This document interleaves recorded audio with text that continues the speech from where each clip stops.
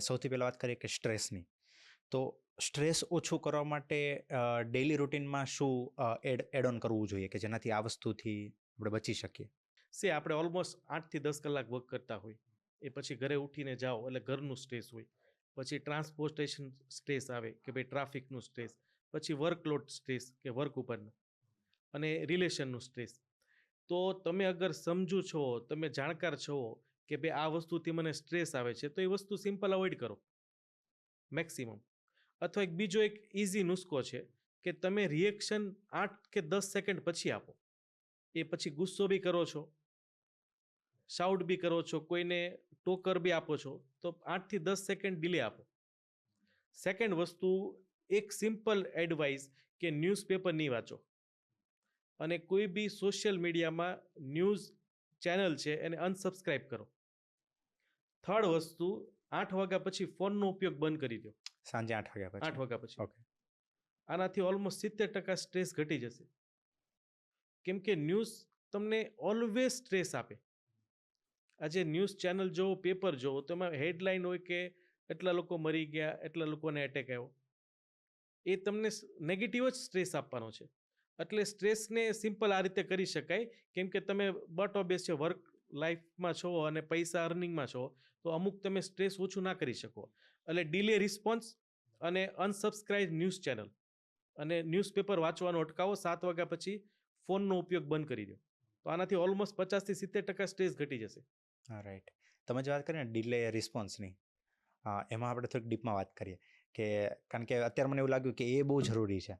કારણ કે આપણે ઇન્સ્ટન્ટ રિએક્ટ કરતા હોઈએ છીએ. કોઈક આપણને કંઈક વાત કહી જાય એટલે આપણે તરત જ રિપ્લાય આપે, પણ એમાં જો આપણે 10 સેકન્ડ હોલ્ડ કરી લીધું તો આપણો કહેવાય ને કે વ્યૂ જ આખો ચેન્જ થઈ જાય. વ્યૂની સાથે આજે કેટલું કોઈ એક્સિડન્ટ બી થાય અને બોલાચાલી થાય અને ગમે તે હથિયારથી મારી બી દે છે. એ વ્યક્તિને પછી બીજા દિવસે રિયલાઇઝ થશે કે હું કાશ નહીં બોલ્યો હતા. એટલે જીભ છે ને એ બહુ ખરાબ વસ્તુ છે, એમાં હાડકું નથી હોતું. એટલે ઓલવેઝ ડીલો રિસ્પોન્સ કરો. 5-7 દિવસ લાગશે, પણ પ્રેક્ટિસ કરો. કંઈ બી બોલો તમે, ડોન્ટ વરી, તમારે જે બોલવું છે બોલો, પણ 7 થી 10 સેકન્ડ પછી. અને આ પ્રેક્ટિસ તમે કરતા રહેશો ને, તો તમને ખ્યાલ આવશે કે ઓલમોસ્ટ તમારા જે પલ્સ વધી જાય, શરીર ગરમ થઈ જાય, હાથમાં ટ્રેબર્સ આવવા મળે શાઉટ કરતી વખતે, એ બધું બંધ થઈ જશે. એટલે ડીલે રિસ્પોન્સ એ સિમ્પલ ઇઝી ક્વેક મેથડ છે કે કોઈ બી વસ્તુનો રિસ્પોન્સ તમે ડીલે આપો. અને આજે આપણું સોસાયટી એવી થઈ ગઈ છે કે કોઈ વ્યક્તિ મેસેજ કરે છે તો આપણે ઇમિડિયેટલી રિપ્લાય આપીએ છીએ, પાછો એ ઇમિડિયેટલી રિપ્લાય આપે છે. અને આપણું મેન્ટાલિટી એવી થઈ ગઈ છે કે તમે રોડ પર બી જતા હોય ને, તો સપોઝ કોઈ એક્સિડન્ટ બી થયું છે ને, તો ત્યાં લોકો જોશે કે ભાઈ શું થયું. પેલાને વાગ્યું હશે ને તો આપણને સારું લાગશે કે ઓહો આને લોહી નીકળ્યું છે. પેલાને નહીં વાગ્યું હોય ને સારું હશે ને તો કે આને કેમ કંઈ નહીં થયું. એટલે આપણે આજે નેગેટિવ મેન્ટાલિટીથી પીડાઈએ છીએ. એટલે આ બધી વસ્તુ જોવાનું બંધ કરો અને ડીલે રિસ્પોન્સ કરો. એ ઓલમોસ્ટ સારું એવું તમને આમાં નોલેજ આપે કે ભાઈ કેવી રીતે બોડીને હીલ કરી શકાય. આપણે ઘણા મોટા વ્યક્તિઓમાં જોઈએ કે જે કોઈ સક્સેસફુલ બિઝનેસમેન છે કે કોઈ સારા એવા પોલિટિશિયન છે, કોઈ સ્પિરિચ્યુઅલ લીડર છે, જે ગુરુ છે, એમનામાં બી આપણે આ વસ્તુ નોટિસ કરીએ છીએ કે એકદમ ઓલવેઝ કામ હોય, શાંત હોય. કારણ કે એટલે જ એને આટલા બધા લોકો ફોલો કરતા હોય છે. કારણ કે એમનું રિએક્શન બી ઇન્સ્ટન્ટ નથી હોતું. કોઈ પણ વાત કરે તો એકદમ શાંતિથી આમ પોલાઇટલી વાત કરતા હોય છે. એમને સાંભળવા બી ગમે અને એમના પ્રત્યે બી આપણું બી કંઈક હોય ને, ગુસ્સો આવતો હોય કોઈ, આપણું બી ઓછું થઈ જાય. ના, એના થકી તો એ લોકોની લાર્જ કોમ્યુનિટી ડેવલપ થઈ છે.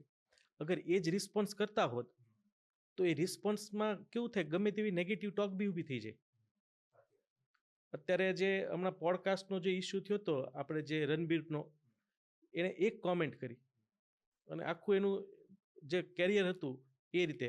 અને આપણે બીજો એક્ઝામ્પલ જોઈએ તો આપણે મોદી સાહેબને કેવી કેવી બેડ કોમેન્ટો થાય છે. એ ચાહે તો કંઈ પેલું કરી શકે, પણ આપણે છે ને એ that is called bad noise around society. તમારે આગળ સક્સેસફુલ થવું છે ને તો આ બેડ નોઇઝને અવોઇડ કરો. આ નેગેટિવિટીથી દૂર જ ધેટ ઇઝ રહેવાનું. A good success method. Right. Bad noise always avoid કરો. એનો કોઈ રોલ જ નથી. હા, તમને તમારી ફેમિલીને કોઈ હર્ટ કરે છે, ફિઝિકલી હર્ટ કરે છે, તો તમે રિસ્પોન્સ કરો. પણ એ વ્યક્તિની ટોકથી તમારી ઉપર કંઈ ફરક નથી પડવાનો. તમારી ના વેલ્થ ઉપર ફરક પડવાનો છે, ના તમારી સોશિયલ લાઈફ પર ફરક પડવાનો છે. તો એનો આન્સર આપવાનો મતલબ જ નથી. એટલે ઓલવેઝ તમે આ સ્પિરિચ્યુઅલ કે મોટિવેશનલ સ્પીકર કે જે બી રીચ પર્સન છો, તો એને સવાલ પૂછો તો એનો આ જ છે કે અમે રિસ્પોન્સ કરવામાં ઇન્ટરેસ્ટ જ નથી. એ તમે તમારું વર્ક લઈને આગળ વધો, ક્યાં રિસ્પોન્સ આપવો અને ક્યાં રિસ્પોન્સ ના ના આપવો આપો એ એ બી બહુ ઇમ્પોર્ટન્ટ જરૂરી છે. છે. Yes, right.